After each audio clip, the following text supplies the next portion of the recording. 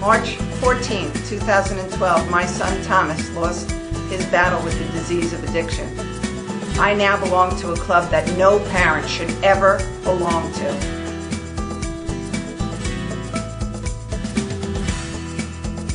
Do you know the signs? Do you know the trends that children are doing in today's world?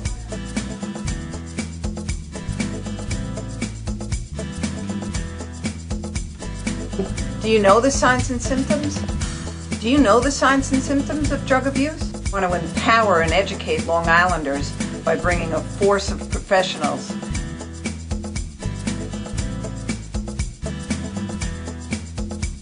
and how to prevent the disease of addiction.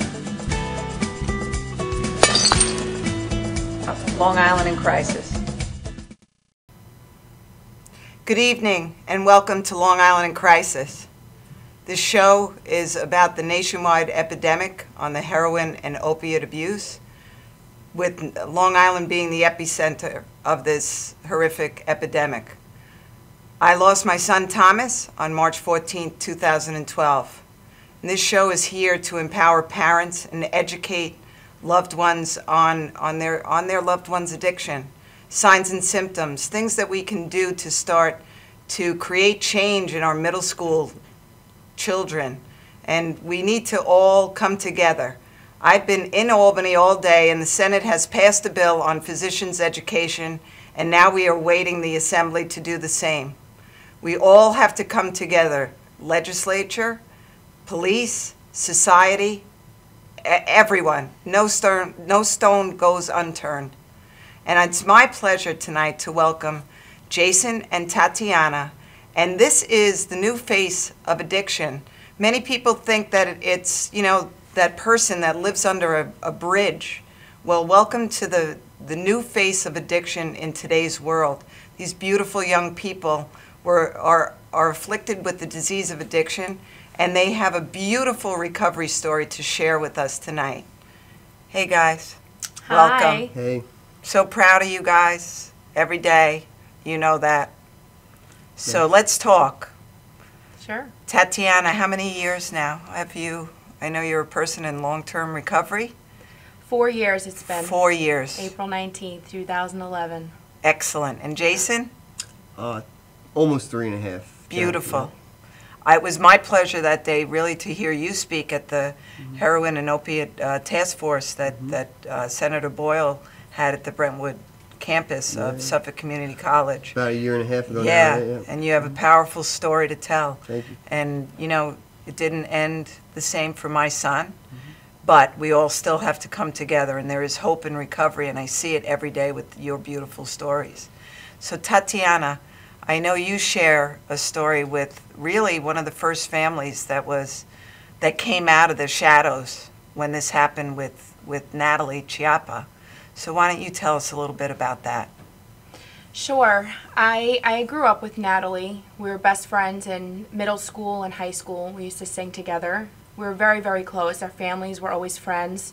She would come sleep over. My mother found last year, looking through my old things, a small school note. You know how when you're in high school you write notes to each other in class? Well, Natalie had written me... fold them up into the triangle. Yes, exactly. Natalie had written me a note, and it was like, we're going to go to the movies after school, and my mother found it, and, because she passed away from heroin addiction, when she found it and showed it to me, I was crying, and I have it actually posted on my wall.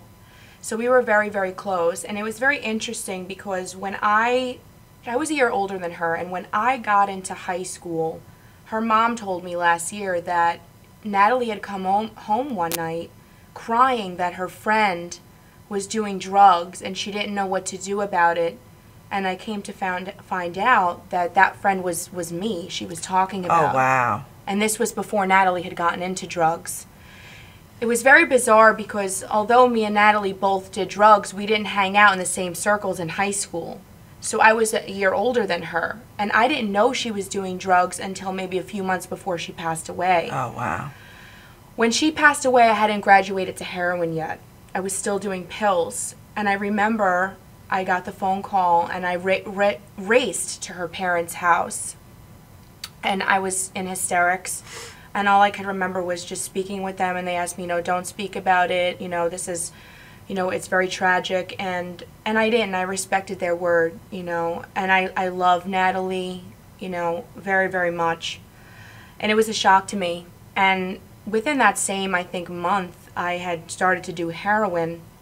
And actually the day of not her wake, I was at her wake, but the day of her funeral, I was shooting up in a friend's bathroom, and her mother found out.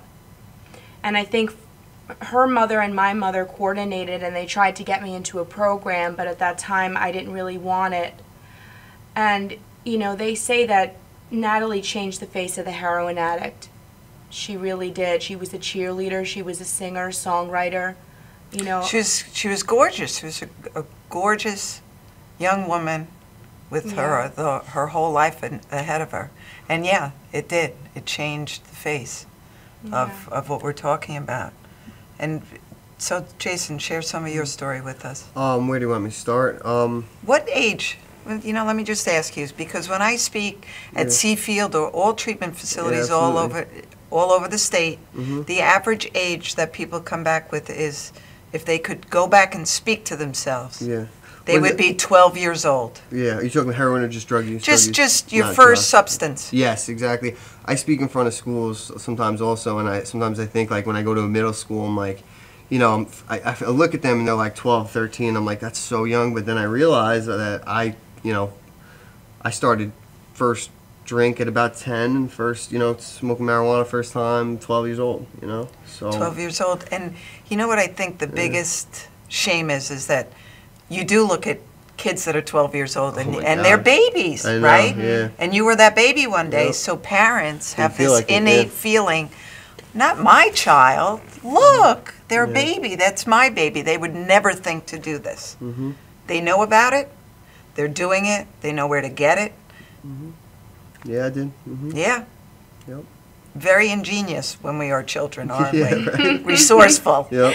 Yes. So I'm sure it's about 12 also, right? Something like that? 13. 13? What was your first substance that you... Cigarettes, alcohol, marijuana. Yeah. Yeah. Same with my son. Yeah. Same 3. Yeah. So when people say, oh, marijuana's not a gateway drug, for some maybe it isn't. Yeah. For people that go on to use heroin and opiates, it most certainly is. They're not starting with those drugs. They're starting with... Yeah, well, I work in the field doing an intake, 99% are, alcohol, marijuana, cigarettes, which, it's inherent. It's like... right. Yeah. I know Anthony Rizzuto, who you work with at Seafield, has often said in talks that we do together that out of 1,200 patients that he may have dealt with in his career, not all of them are heroin users, but every heroin user started with alcohol, cigarettes, and marijuana. Yep, it's about my experience too. So where did you grow up? I grew up in Selden. Okay. Yeah, Long Island, right in the middle. Yeah. So you started doing that, and how quick was your... My progression towards other drugs? I mean, I would say 12 I started, and I was younger for my grades, so 13 I got into high school. When I was in 9th grade, I was 13, and that's when I started messing around with pills, so 13, probably a year.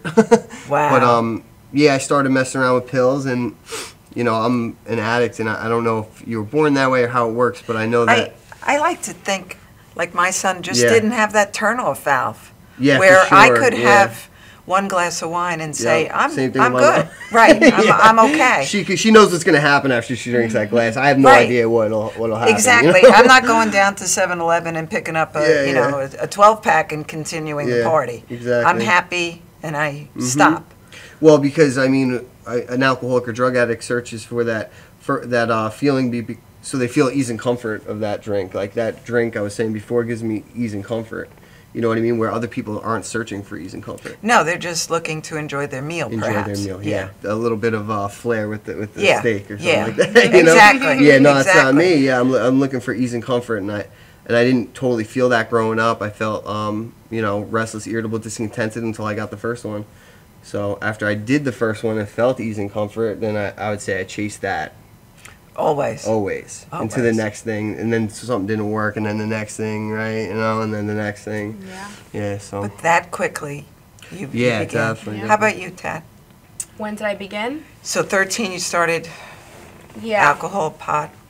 Yeah, I started drinking, smoking weed, and I remember the first time I smoked weed, I didn't really feel anything. But I remember that the kids that I was hanging out with were older than me, and I finally fit in with them. That's what I was concerned about, you know, my whole life, wanting to fit in. Somewhere. Yeah. Anywhere. Anywhere, and I finally did.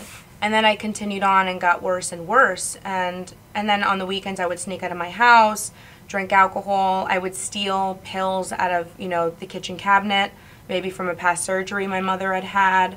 I would bring them to school, you know, sell them in school. And I at the time, I really liked it because I was important.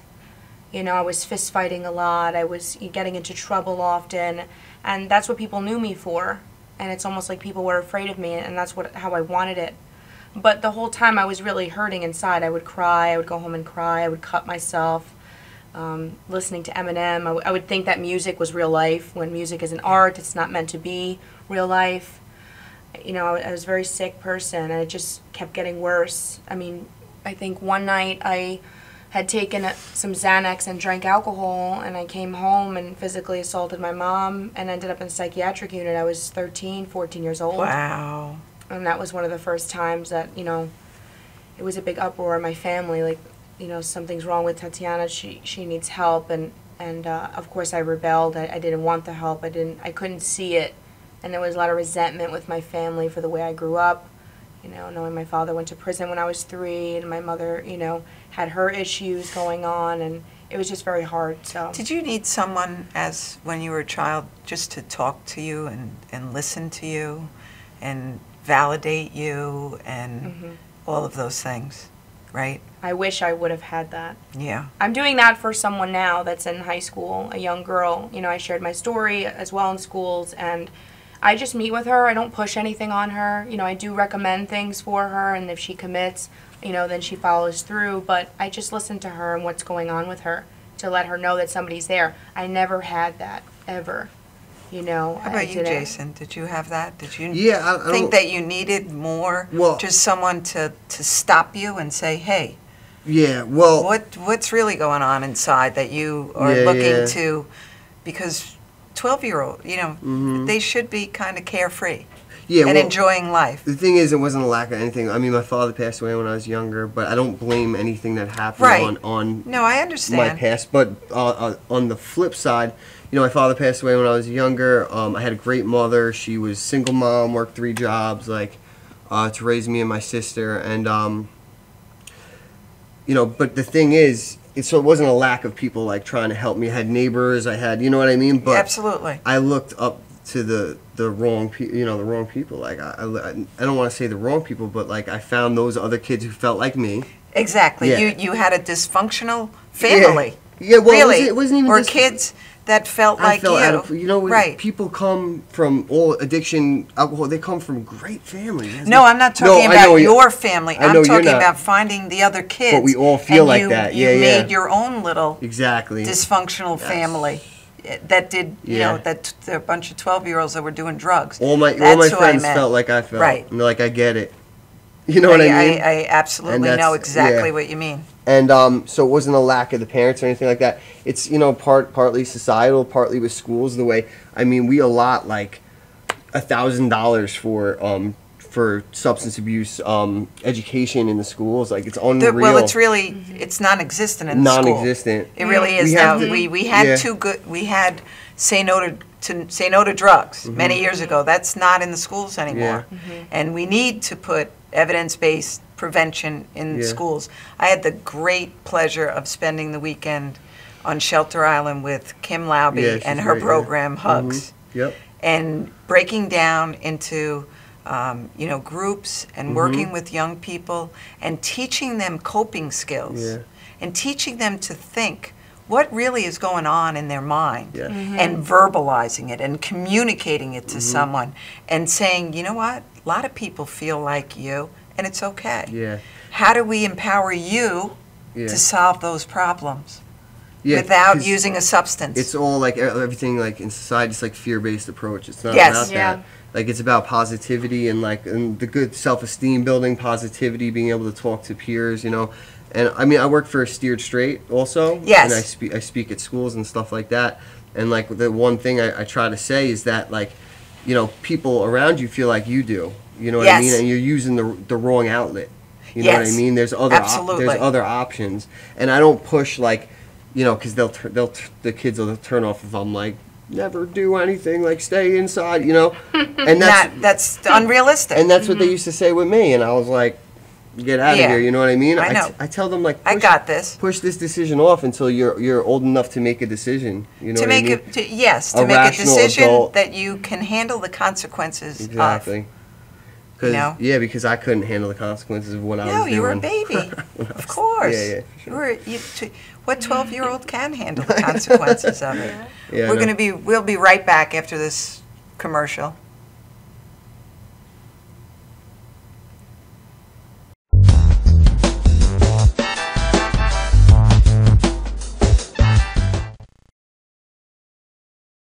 Old Spice body spray will make you feel so powerful to blow your mind right in front of your face.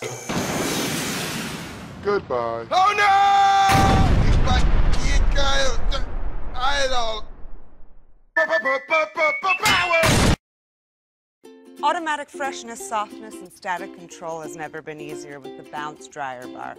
I just stick it to the inside of my dryer, and I never have to remember. Oh, Old Spice body spray makes you smell like power. It's so powerful it sells itself in other people's commercials. You smell like outdoor freshness. You smell like power. Yeah, I do.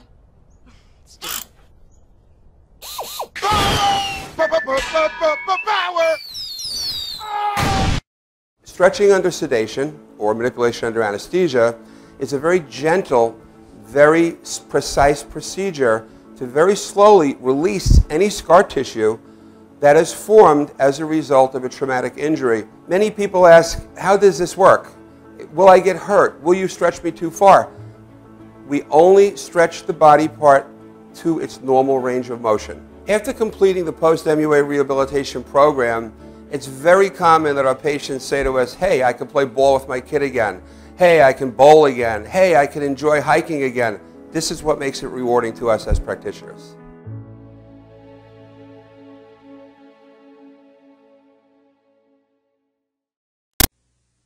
Time to make the donuts. Dunkin' Donuts are always fresh. I made the donuts. We make them at least twice every day. Time to make the donuts. Not a few kinds, like supermarket. Made the donuts. Time to make the donuts. But up to 52 varieties. The donuts. Time to make the donuts. I made the donuts. Dunkin' Donuts, up to 52 varieties, fresh day and night. No supermarket can say.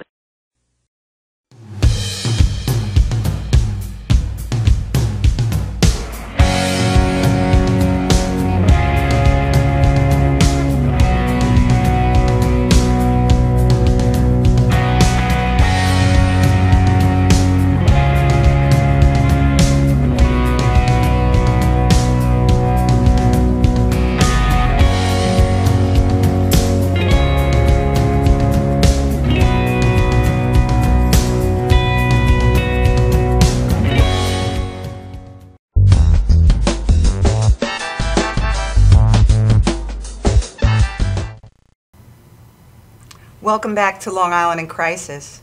Long Island in Crisis has been sponsored in part by Shield Laboratory. Shield Laboratory, a respected choice for quality clinical diagnostics.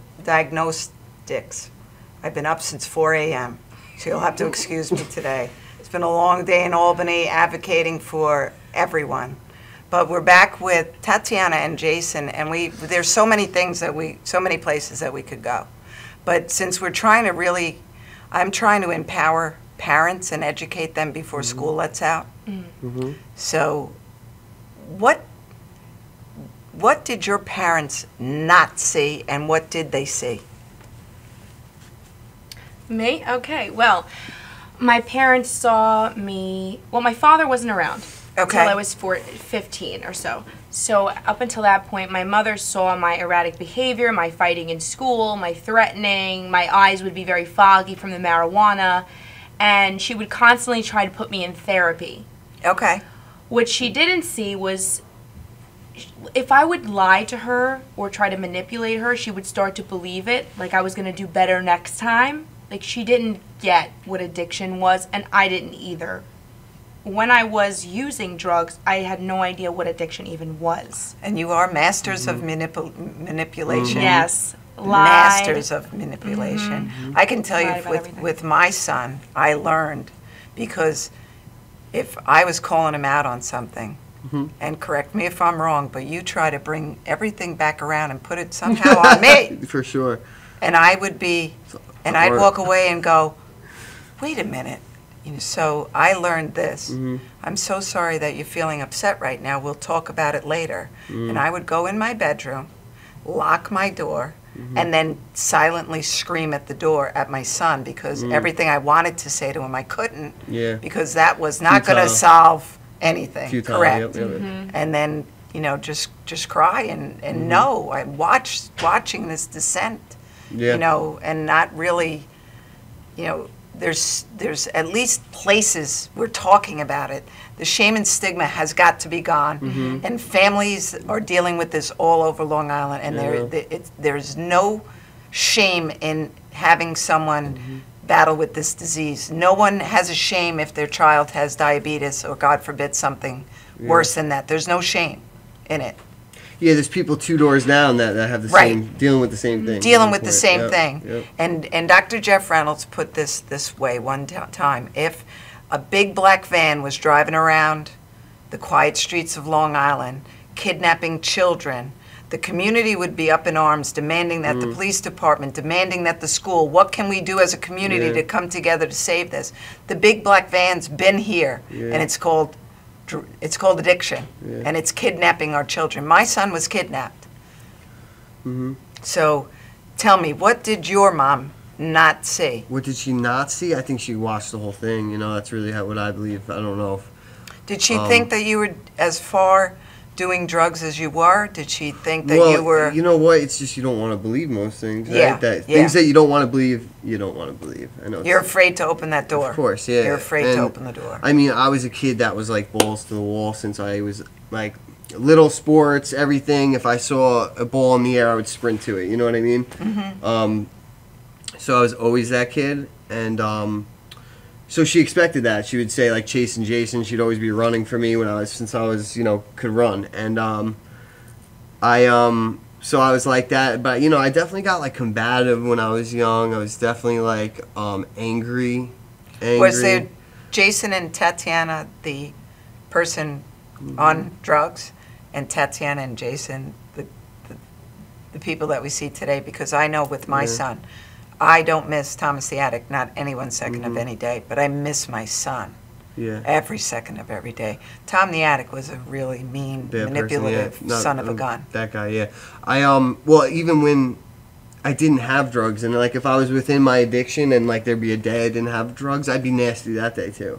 Okay. You know what I mean? So while I was in like the grips of addiction, I was just a nasty person. You were just nasty. Probably even worse without drugs. I can imagine that you would be, yeah. Yeah, because you were anxious to yes, get drugs. I didn't have that. You that were ease, anxious to find your next... Yeah, exactly. How did you get money at age 13? Let me ask you that, Tatiana. Where'd you get money to buy drugs? Well, I'm not too proud of this, but when I got prescribed the OxyContin, I became a drug dealer, and I decided, I wasn't going to use, I was going to sell drugs. So at a very young age, I had thousands and thousands of dollars, and I would, I get my own apartment, I wanted to be independent, that kind of thing. So that's At what where I age did you have your own apartment? 17, 18, Wow. yeah. 17, I already had my own place. I had 2 apartments by age 20. Wow. Yeah, drug money. I was addicted to also the lifestyle, and Yeah. I had, I can So. understand It's that. the most Lifestyle. politically correct drug deal I've ever Yes. seen in my life, right? That's it. Well, I was a And how did drug you get dealer. all the... Did you street pharmacist. Did you have Did you have doctors that were writing you scripts? Yes, I did. I had about Legitimately or? legitimately, and I would forge prescriptions. Well, legitimately, Yeah. and I also would forge and make medical records and have friends go to those doctors so I could get a percentage of their pills as well. I was very smart Tatiana, but sick individual. that's Yes. not legitimate. So let me ask you, do you think that I It stop? wasn't legitimate. The answer Do you is no. think that I stop would have, Can I tell you something Oh, about... I would have been. I would Can I you would have been arrested? Can I tell you Okay. something about But it- iStop? I was doctor shopping at that point. I could tell you the month it happened, January of 2012.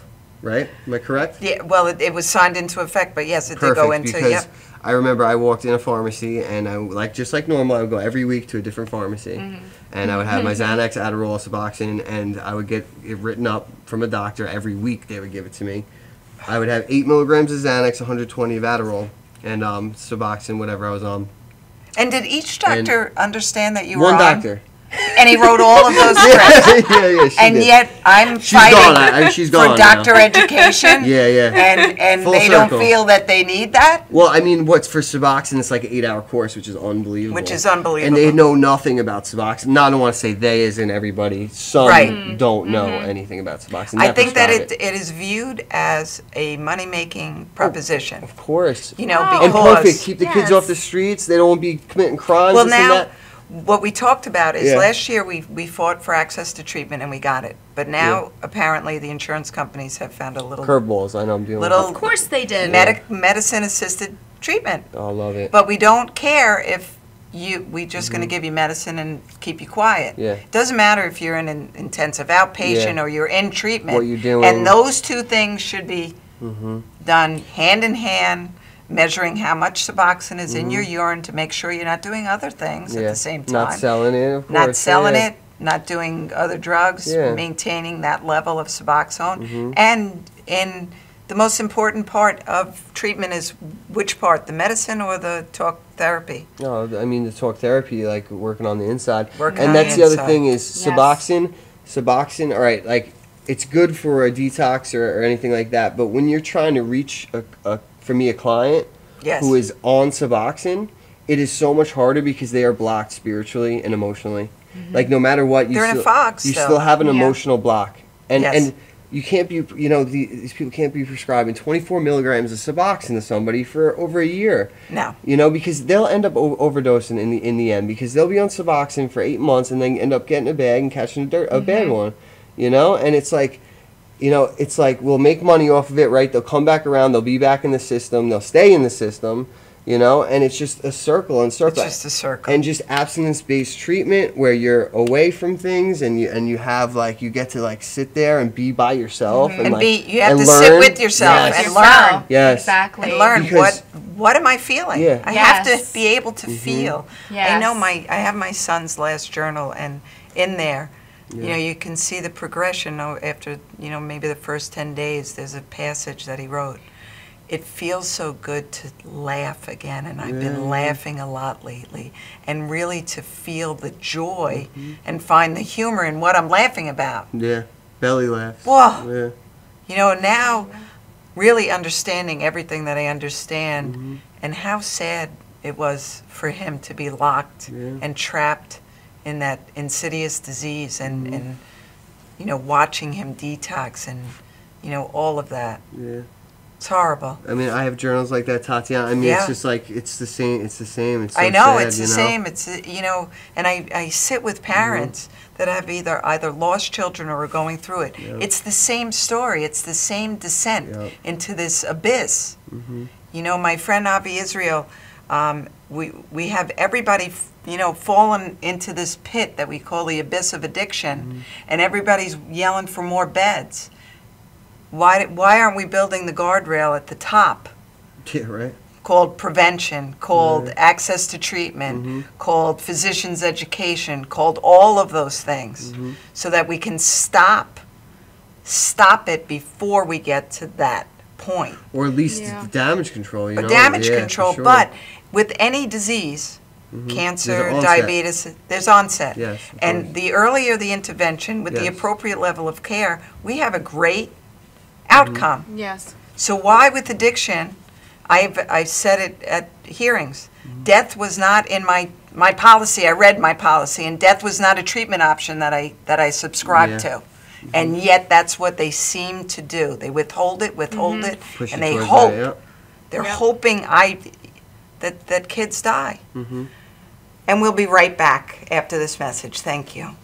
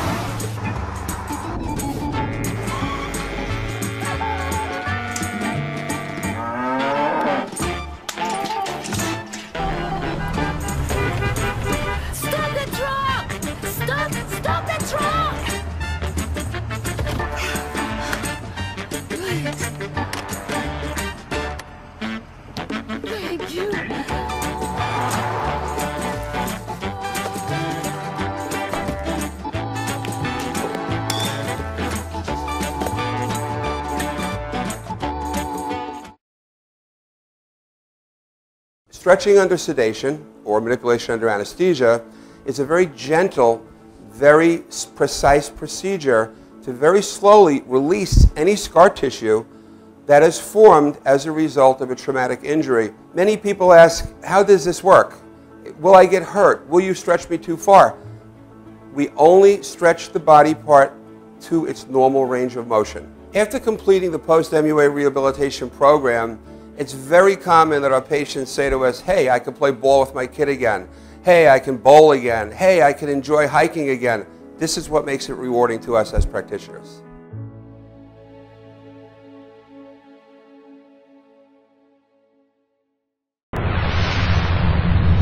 Hi, I'm Tom Mealy from Madhousetv, and when I'm not at the studio, I'm here at the Harrison Law Group. This is my real job. And this January 2015, Brett and I are putting together a show called Legal Straight Talk. It'll be aired on Cablevision as well as here at Madhousetv. You need to tune in. This information that we're going to be giving the public is the real deal. It's all about what you should do, what you shouldn't do. So tune in this January 2015 for a new episode of Legal Straight Talk.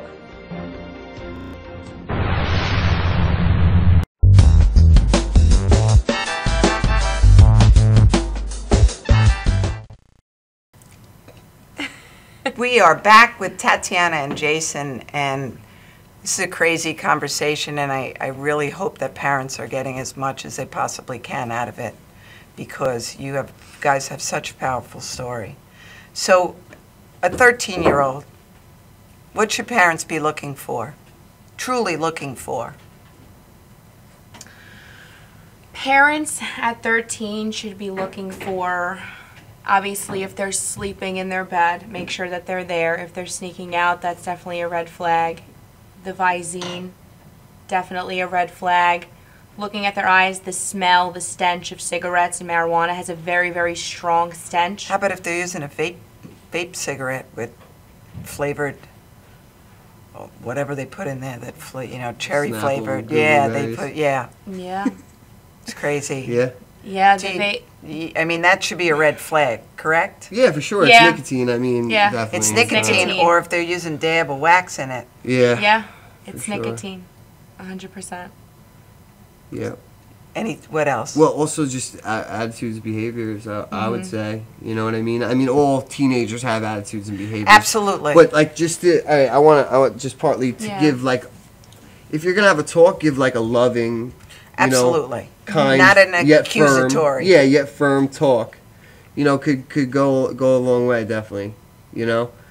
Because, like I was saying before, like, we're all fear. It's all, like, fear, Yes. you know? And it's, like, it's scary, and there is an element of fear, and it's for, because it's a scary thing. You end up dying, you know what I mean? Yeah. But just to to implement love and positivity and like as a parent, as the parent you are, you know what I mean? Right. And just say that, like, I'm here if you know here what I mean? for you. Just to, Yes. to Right, put the I'm hand here out, for right? you. Yes. If things are getting out of Yeah. control in your Yes. life, let's Yes. talk about You it. can talk to me. Yeah, you can always talk to me. Exactly. And there's other people you can talk to too. Do you think that contracts or anything like that to, go to, help in any ways for a kid? for a 12-year-old and their parents? Well, go ahead. A contract, like a PINS petition? No, like a Well, contract similar, just personally. between. Okay, like a contract personal. between. Well, it depends. Another thing that I wanted to bring up that came to my mind is who are they hanging out with? Right. That's really, really important. So What are change the of friends. What are the hobbies of these people that they're hanging out with? Because like right now for me, 4 years sober, I want to hang around people who are maybe opening a business, who are trying to help other alcoholics and addicts, as opposed to before I wanted to hang out with the people smoking or drinking. So if you know that your child is hanging out with someone else who's drinking, that's a huge red flag. And then there's, coaching or a loving conversation that you can have with that child about choosing your friends wisely and that letting them know that your friends become who you are, essentially. And many times people had said that to me growing up, but I didn't really understand that. So really like allowing the person to understand that or the child to understand that, explaining it in such a way. Overwhelmingly with teenagers too, they have this need to be accepted. So I may not know you, Yeah, it's human nature. but I care what you think about me, Yeah. even though I don't know you. So this weekend being, with the hugs environment, I said, and I completely get that. And I remember being a teenager and wanting everybody, what everyone thought of you was of the utmost importance. But, you need to always speak to your kids and say, if you end up coming out of school with a few really good friends, that's all you ever need. Yes. And if they're not part of your life, because this is how I look at things now, and Definitely. I have for a long time, and I'm a pretty strong personality even when I was young. Yeah. But in case you didn't get that, if you're not in my life, I don't care what you think about me, because you're going to walk away from me and not care if you left me crying in the breeze either. You know what I mean? They don't care. You're going to walk away and not think about what you just said to me to take my self-esteem down. Yeah.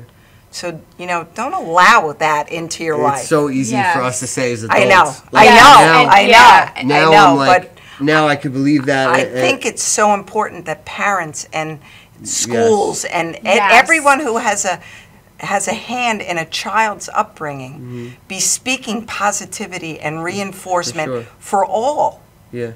And that one person that brings you down, for the other child to have a toolbox that they could go into and say, you know what, I don't appreciate what you just said to me, and I'm dismissing you. And that's what they need. These coping skills we have to do better with kids.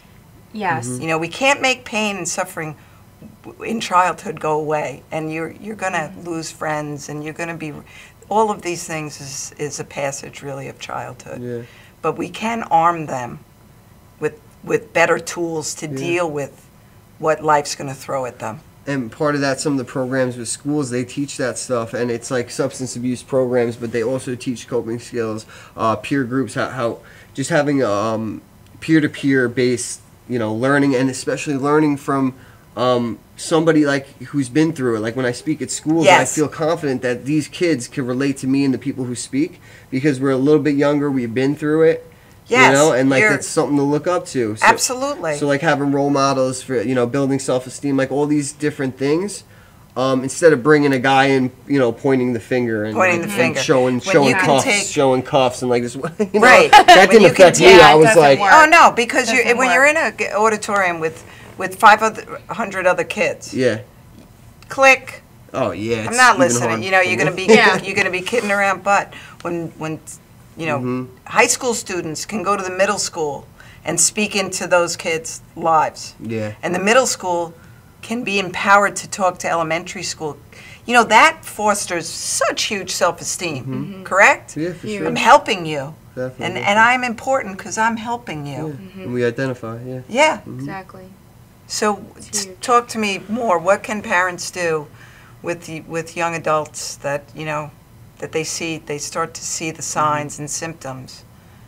Well, real quick, one thing I would say about the contractual thing, I mean, everybody has boundaries, and I mean, my mom, and no fault of her own, and most moms that I deal with today, they habitually let the addict cross those boundaries because we love and care for the addict.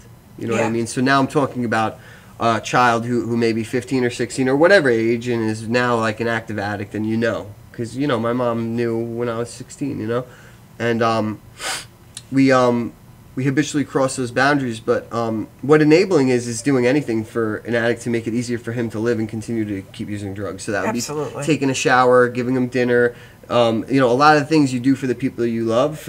Doing that for an addict may be enabling him to continue his behavior and keep acting like he did. Eventually, you know, I like to call my mom an Al-Anon black belt, and she like knows the whole deal because, you know, she'd been through it with my father, with my whole family, and with me. And my cousin also schooled her in what to do, and eventually that was the deal. If I was like using and stuff like that, you know, I couldn't come home. I couldn't do that stuff. You know, I put my son out on more than one occasion. For sure, and you need to. Because it's probably my the hardest house, thing she ever did. But, oh my gosh, yeah, it destroys you as a parent. But I knew that my other children were deserving of coming home to a house that was safe, safe and calm, and that one person can't be calling all the shots. Tornado. Exactly.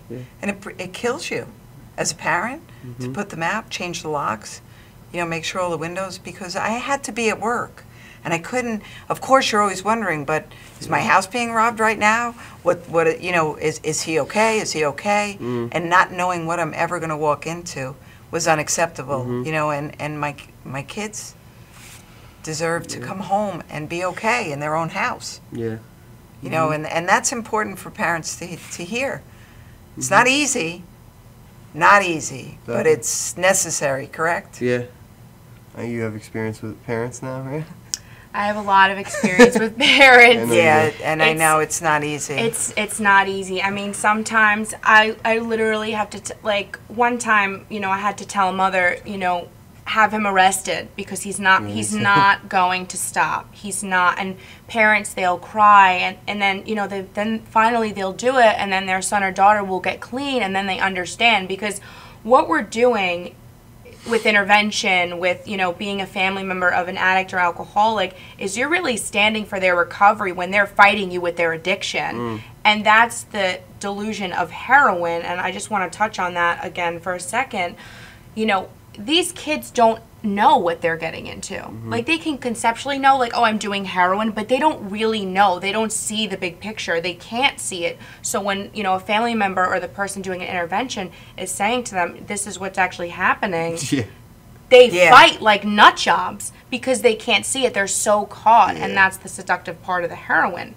So essentially, when you have the person arrested, which is really taking care of yourself as a parent, you know, not allowing the person to live in their home or telling them you can't live here, you can't do this in my home, you take care of yourself, and then eventually the person, we hope, you know, on their own commits to going to treatment and getting better. Well, it's you have to keep putting up those blocks so that they get into the corner where they feel trapped, and it's either going to be, I'm going to dig, and I'm going to keep going. It's A or B, It's A or B. I'm going to dig down 8 feet, and I'm going to keep using. Or maybe I need to take a breath, and maybe everybody else is right. Maybe I give. An intervention I surrender. is anything that breaks the cycle of addiction. So it could be like a legal intervention. It could be pending homelessness. You know what I mean? Mom day. You know, all this stuff. Like those are all interventions, and like, I needed a bunch of those. And like, it must have been frustrating. I've been to like a lot should rehabs, you know? Absolutely. No, I get that, right? You know, and so like, for people to look, and I totally get it, like the view on it, why should we help this person? He'll, you know, abuse the system, blah, blah, blah. Well, you know what? I've given back to the system already. You know what I mean? And I still do, and I see people all the time that do. Like, as an addict, you know, we have the potential to do great things. You know what I mean? Yes, we do. You know, there's a book written by Jim Cusick, who owns Veritas Villa. Oh, and it's called Trouble is the Gift. And if you can come through the disease of addiction, as the two of you have, There is nothing that you can't do. There's sure. nothing that you can't do. You know, and for me, too, I've already had the worst day of my life. So when I'm in Albany, bring it. Yeah, let's can't, go. You can't take me down. You can't take me down. I've had the worst day of my life. For sure. And I don't really, you know, and I'm not going away. Mm-hmm. Go ahead. Bring it. Let's go. And we'll be right back.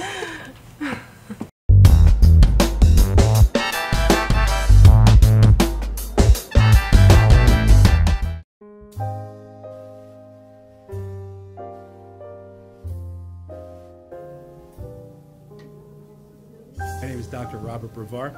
I'm here for Multi-Medicine in Westbury, New York. We're located at 1065 Old Country Road, Suite 214. Been here for about 15 years. The practice has medical doctors, physical therapists, chiropractors, acupuncturists. We also do pain management, and we have orthopedists on staff. Here at Advanced Multi-Medicine Rehabilitation, we've got physical therapists on staff who treat an array of conditions, from neck pain to back pain, shoulder pain. We treat carpal tunnel. We treat a lot of car accident patients, slip and falls. We treat patients with knee injuries, with ankle injuries. We have state-of-the-art equipment. We've been here for over 15 years. Vast array of diagnostic testing, from x-rays to EMGs. What is an EMG? It's a diagnostic test that allows a doctor to determine where the pinched nerve is.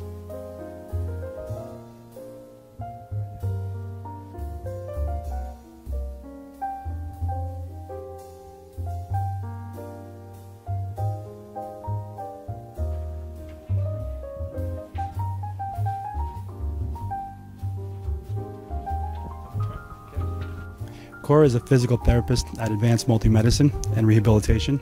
She's working on Stephanie, who was involved recently in an automobile accident.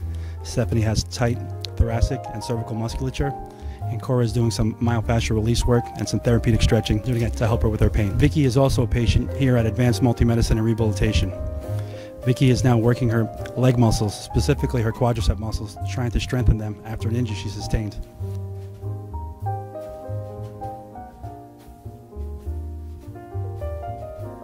If you find yourself in need of any type of physical therapy, please don't hesitate to call Advanced Multi-Medicine and Rehabilitation, located in Westbury, New York, in Suite 214. Phone number is 516-334-7000, or find us on our website at advancedmultimedicine.com.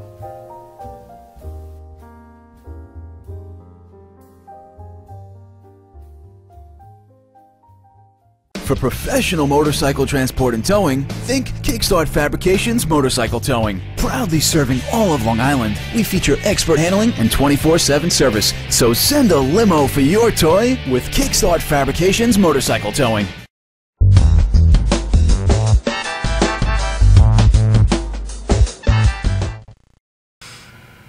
Welcome back to Long Island Crisis. And again, Long Island Crisis is brought to you in part by Shield Laboratories. And I just want to keep talking to you guys because it's a very powerful show, and I knew that it would be. Mm-hmm. The seduction of heroin. Very interesting way to put it. Yes, Definitely. It's a slow descent into hell is really Yes. what it is. Yes. But it doesn't start out that way. No. And you don't believe you are. Yeah, and you don't believe that and you can are. tell somebody, it's called delusional, you can't differentiate the true from the false. So you Yeah. can tell somebody, you're in hell right now, this is terrible. And no, I'm not. Until that wears off, and then they're looking for the other one. But, Yeah. delusional is the word. Like, that's like such a powerful word because, no, I'm looking for ease and comfort. I'm looking for a good feeling, and I'm getting that through this substance. You know what I mean? Yeah. I'm getting that, and it's, but. And then your body And then- just has to have it. Yeah. Has to Well, have the it. physical, the mental, and the spiritual, like it's 3 parts, once you get into active addiction, right? And for me, I felt, restless in my body. I felt irritable in my mind, discontent in my spirit until I got the first one, and that's how I felt in sobriety. You know what I mean? And until I got at a point where I accepted A instead of B, or I accepted B instead of A, like all the time, and I said, I'll do whatever it takes, and I put my hands up. I never found peace until then, until I started doing this. And You found your higher power and surrendered to it. for sure, yeah, I surrendered, I gave up, I stopped fighting, I was done, and I said, what will you do with me?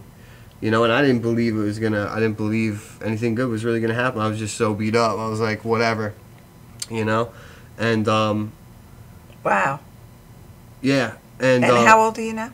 25. So at the ripe old age of 22, you were 22. ready to give up. Like, Yeah, well, I had already. There's one last thing, you know, and we all know what that was. I mean, I already been, you know, jail, you know, 12 institutions, psych ward, homeless. Well, there's 3 things. You're gonna get better. Yeah. You're going to jail, or you're gonna be dead. Yeah, and I. You know, when I There's say nothing left that for to me, parents when they call me, Yeah. I go, they stole $1,000 from your checking account. They forged a check.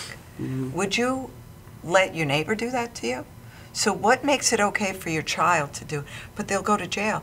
Yeah, but here's your other alternatives. Yeah. They're going to still be on the run, or they're going to be dead. So you tell me which, you know, which What sounds A, better B, to or you? C sounds better to you. Yeah. Because I'll tell you what, when they die, it's done.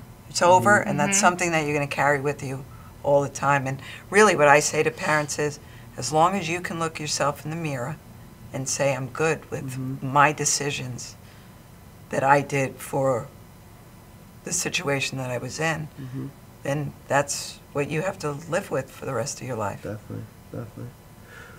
Wow. How difficult was your recovery? Recovery was one of the most difficult things that I've ever done in my entire life. I never thought that I could do it until I actually went through it. So when I got to rehab, I remember being in so much pain at some points where I would go to the end of the dock where I was and I would just scream in so much pain. And each day I got a little bit better. I opened up a little bit more and my mind got clearer, and they taught me what addiction was. And that was the first time I ever knew what it even was. And I just grasped it like a sponge. For me, the first year was just about not using drugs. Now in my 4th year, it's about really having peace of mind in my life and having real recovery, you know? And any recovery is good recovery, but that's how I look at it. Because, you know, for the first year, you're getting involved in the fellowship, you're going to meetings, you're doing all these things in your recovery. But then your 2nd and 3rd year, it gets real. Yeah. It gets really real. Life happens. Things happen. You're an adult now. You're going to school. You're in college or maybe working. Boyfriend, relationships. Then your addiction, for me at least, likes to come out in other avenues. Overly excessive eating, excessive maybe smoking cigarettes, excessive things, when I didn't realize that before. So now, finally, actually, in the last 6 months, I've really been able to attain peace. And the way that I got that is through that self-love that we were talking about, that self-esteem. I didn't have it, even in my first couple of years. It would come in and out. I didn't even know what the word meant. But now it's almost like what we were saying earlier. I don't care what this person thinks about me. I don't care what that person thinks about me. I care what I think about me, and I'm happy just being free and being myself. If you don't like what I'm doing, okay, that's fine. I'm going to do what I need to do for my recovery. I'm going to help other addicts and alcoholics. And when I get that phone call of that girl that's prostituting in the street or cutting her wrists or sniffing heroin or shooting heroin, I know in my heart that if I did it, that person can do it if they follow certain suggestions within their recovery. Everybody's recovery is different, and I know that. And relapse may happen. You may fall, and you know, but life is going to happen. It's not if it's going to knock you down. It's when it's going to knock you down. Yeah.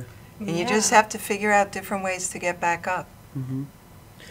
Yeah, and when the other delusion is that once you get out of that thinking that everything is beautiful and perfect and and life hits and you're in your addiction and life hits you, it's like seemingly hopeless. Like I was hopeless. Right. I always no hope.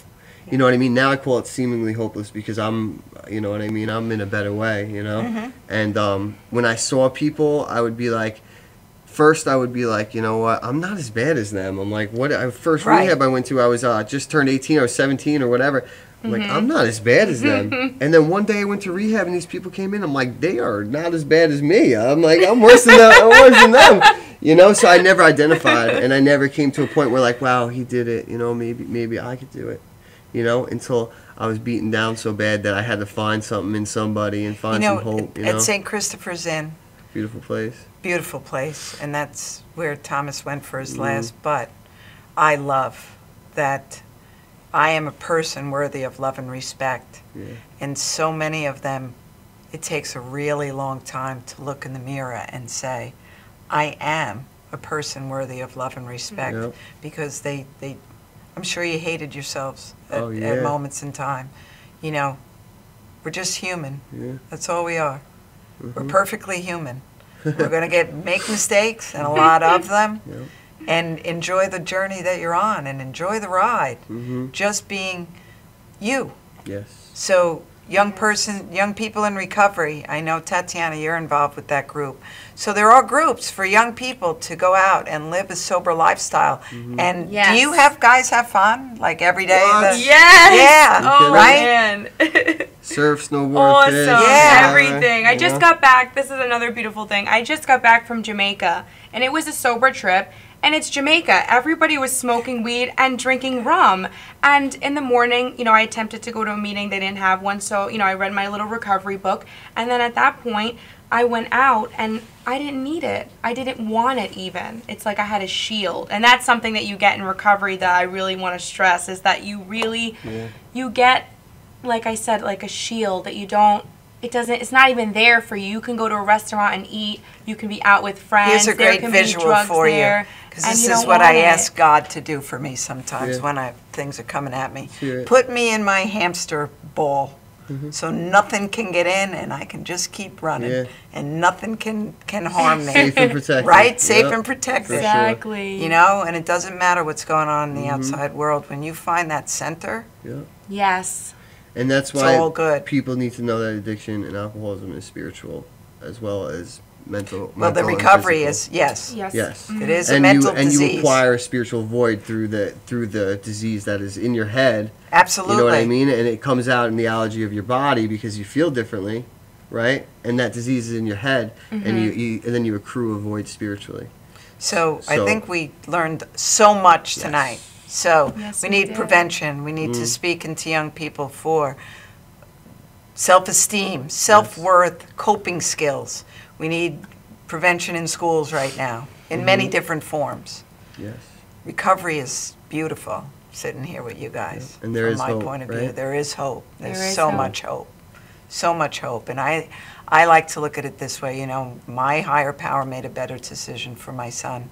And he does great work on the other side right now. Wow. And we're a dynamic team together.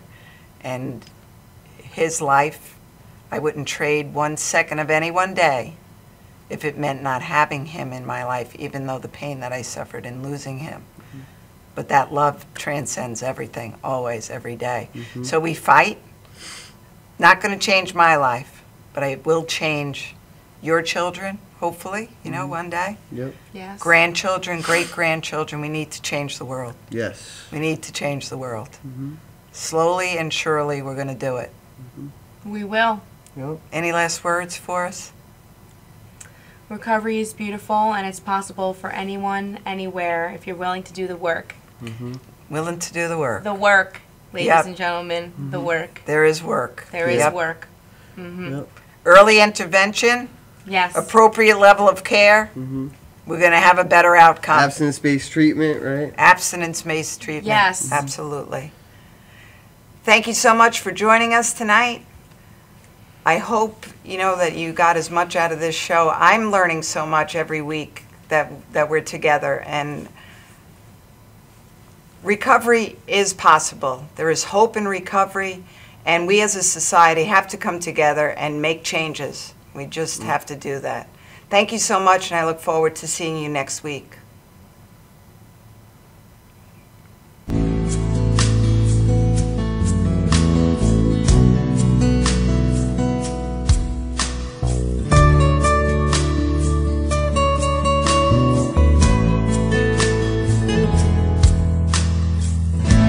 Another dark to